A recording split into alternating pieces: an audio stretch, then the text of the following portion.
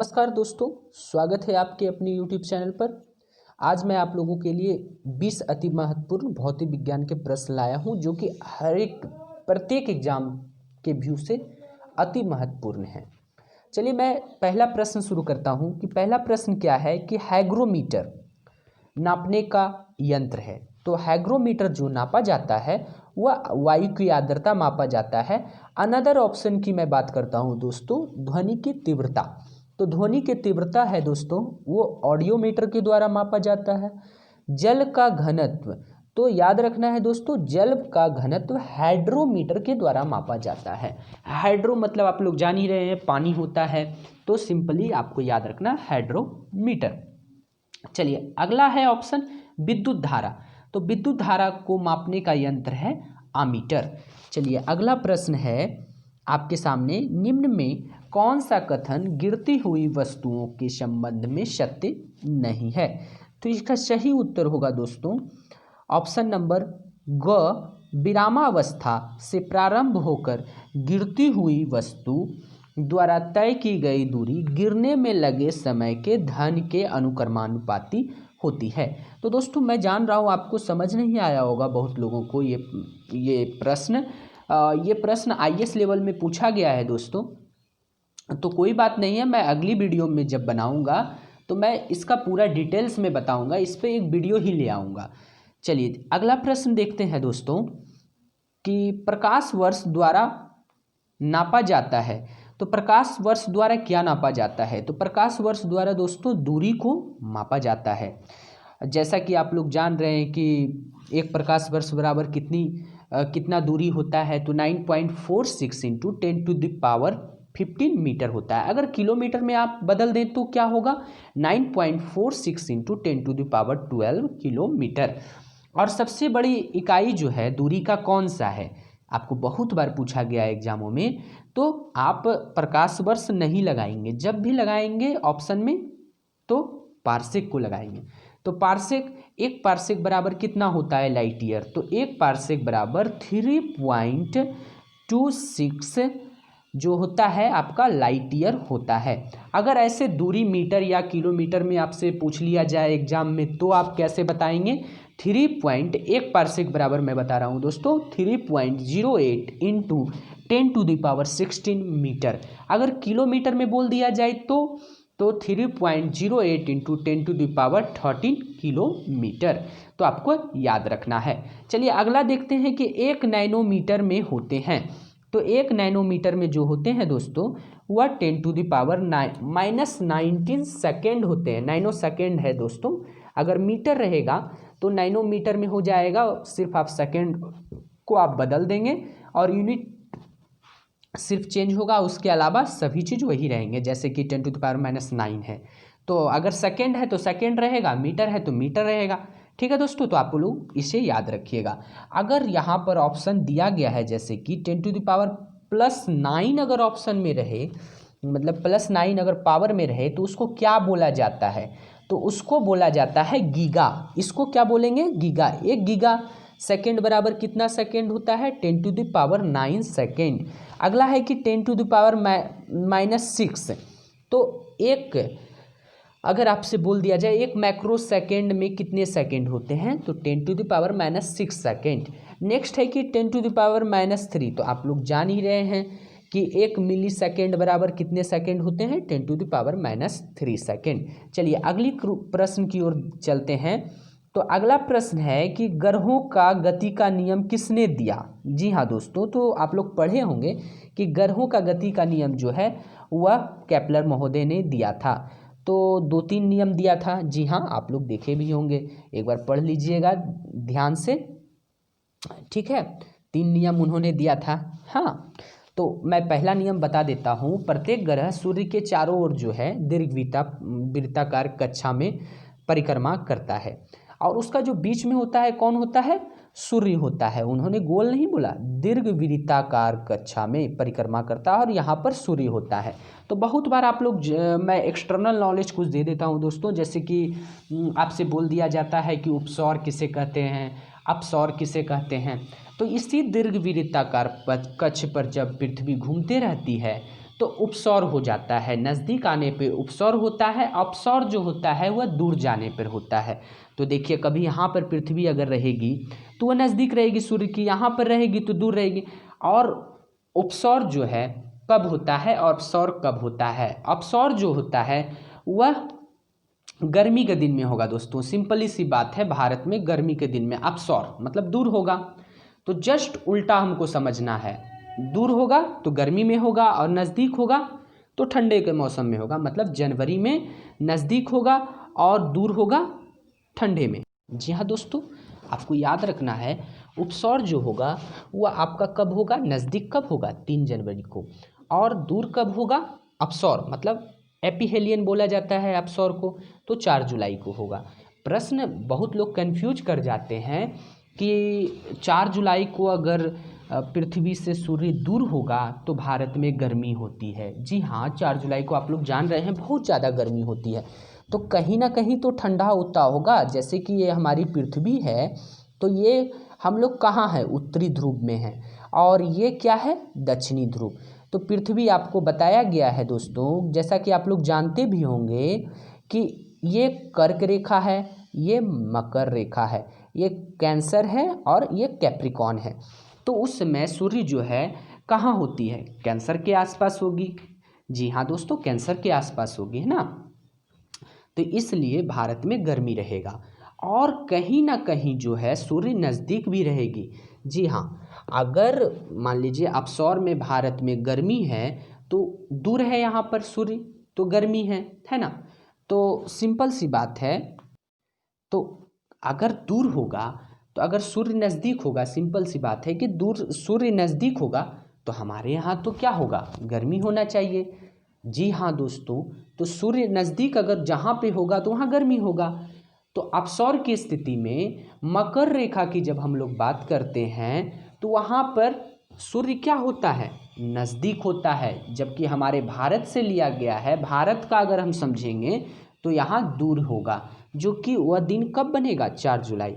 बात कर लेते हैं उपसौर की। उपसौर में क्या होगा कि सूर्य नज़दीक होंगे तो हमारे यहाँ ठंडा होगा, लेकिन कहीं ना कहीं गर्मी होगा, मतलब दक्षिणी ध्रुव में वह गर्मी होगा।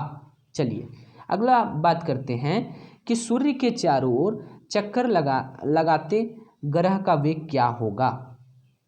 तो सिंपल सी बात है दोस्तों कि आप एक कलम को लें या किसी भी वस्तु को लेंगे। मान लीजिए ये आपके हाथ में कोई वस्तु है, आप उसको ऐसे पकड़ लिए और उस वस्तु को, मान लीजिए इस गेंद को आप फेंकते हैं ऊपर की ओर, तो क्या होता है, तो जैसे ही ऊपर जाने लगता है तो उसकी ग्रेविटी घटने लगती है, और उसके बाद जब वो आता है, जब वो धरती के नज़दीक आता है तो उसकी वेग जो होती है वह बढ़ने लगती है। तो उसी तरह से अधिकतम होता है, सूर्य के चारों ओर जब कोई ग्रह घूम रहा है तो इलिप्टिकल पाथ में घूमता है, तो वह जब घूम रहा है तो नज़दीक होगा तो उसकी गति क्या होगी, अधिकतम होगी सूर्य के, जब वो नज़दीक रहेंगे, क्योंकि ग्रेविटी के कारण, है ना। चलिए अगला प्रश्न हम लोग देखते हैं दोस्तों। किसी पिंड के द्रव्यमान व भार में अंतर होता है, क्योंकि द्रव्यमान जो है दोस्तों, आप लोग जान भी रहे होंगे कि द्रव्यमान कहीं भी बदलता नहीं है। तो द्रव्यमान क्या है, तो वह पदार्थ की मात्रा है। और भार क्या हो जाएगा, तो आप लोग सभी लोग जानते होंगे कि भार जो है द्रव्यमान और क्या, नीचे से ग्रेविटी जो खींचता है, धरती की ग्रेविटी हो जाएगी, तब वो बनाएगा क्या, द्रव्यमान।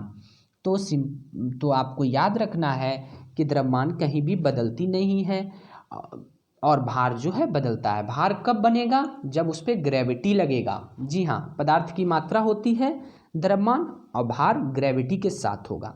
तो द्रव्यमान परिवर्तनीय होता है, जी नहीं, द्रव्यमान जो होता है कहीं भी आप लेके चले जाओ द्रव्यमान नहीं बदलेगा। वस्तु की मात्रा बदलेगी क्या, कभी नहीं। द्रव्यमान स्थिर रहता है जबकि भार परिवर्तनशील होते हैं। जी हाँ दोस्तों, ऑप्शन बी इसका सही होगा। चलिए अगला देखते हैं। लिफ्ट में व्यक्ति का भार उसके वास्तविक भार से अधिक होता है जब लिफ्ट जो है दोस्तों त्वरित गति से ऊपर की ओर अगर जाएगा, बराबर त्वरण उसमें होगा, लिफ्ट में, तो उस कंडीशन में क्या होगा, उसे ज़्यादा बल लगानी पड़ेगी। तो उसका भार, इसका मतलब क्या समझेंगे कि ज़्यादा होगा। सिंपल सी बात है, एक जनरल लैंग्वेज में आप ऐसे भी समझ सकते हैं। तो ऊपर की ओर त्वरित होती है। तो अगर कोई व्यक्ति बैठा है लिफ्ट में, खड़ा है, अगर त्वरित ऊपर की ओर हो रही है, इसका मतलब उसका भार क्या होगा, बढ़ेगा।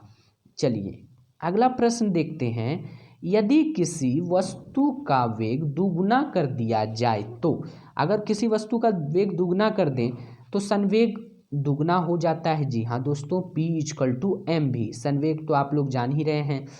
mv मास, मान लीजिए 1 kg का कोई वस्तु है, और p तो आप देख रहे हैं सामने आपका मोमेंटम, जिसे कि आप मोमेंटम कहते हैं यदि किसी वस्तु का वेग।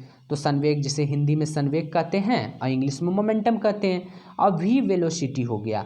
तो जब अगर मान लीजिए कोई 1 kg का वस्तु है या 100 टन का ट्रेन है और वो चल रही है, अगर उसका वेग दोगुना कर दिया जाए, तो अगर 100 टन का ट्रेन है इंटू आप दोगुना कर दीजिएगा, 50 के रफ्तार में पहले चल रही थी या 5 के रफ्तार में, सपोज 5 के रफ्तार में पहले चल रही थी, अब इसको 10 के रफ्तार में कर दीजिएगा, तो मोमेंटम दोगुना हो जाएगी ना। ऐसे 500 हो जाएगा।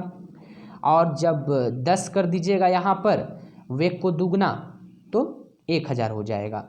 तो इसका मतलब मोमेंटम भी दोगुना हो जाएगी। और उसके बाद क्या बोल रहा है, गतिज ऊर्जा की ओर उठ जाती है। जी हाँ दोस्तों, गतिज ऊर्जा की ओर उठ जाती है। इसका मतलब ऑप्शन सी इसका सही होगा, दोनों सही है। चलिए अगला प्रश्न है कि पहाड़ पर चढ़ता हुआ व्यक्ति आगे की ओर झुक जाता है। तो ये तो जनरल प्रश्न है दोस्तों।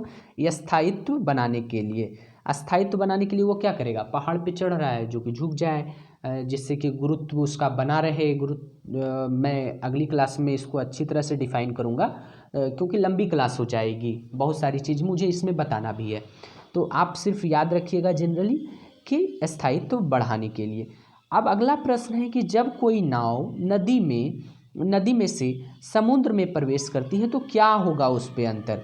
तो जब कोई नाव जो है नदी से समुद्र में जाएगी तो क्या होगा, उसका जो स्थिति होगा वह उठ जाएगा, ऊपर, थोड़ी ऊपर की ओर उठ जाएगी। हाँ, क्योंकि समुद्र का पानी का जो घनत्व होता है वह नदी के पानी के घनत्व से ज़्यादा होता है, इसलिए नाव जो है क्या होगी, उठ जाएगी, अपनी सतह से कुछ हल्का उठेगी, जो कि आपको पता नहीं चलेगा, गौर से देखिएगा तो पता चलेगा, हल्का उठ जाती है। चलिए अगला प्रश्न हम लोग देखते हैं दोस्तों, कि आपके सामने है, क्या है प्रश्न, ये प्रश्न आपके सामने है कि ध्वनि का प्रभाव कान में कितने समय तक रहता है।